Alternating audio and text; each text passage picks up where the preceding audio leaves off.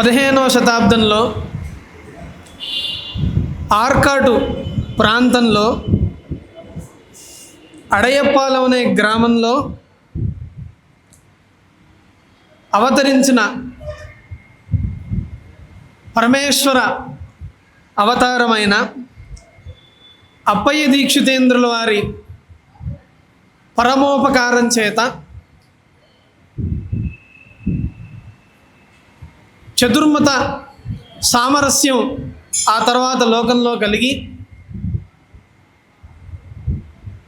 శివ విష్ణు అభేదం కూడా ఆయన అనుగ్రహం వల్ల లోకంలో ప్రసరించి అందరూ కూడా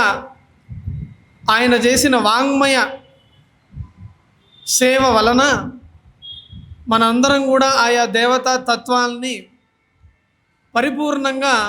మనం తెలుసుకోగలుగుతున్నాం.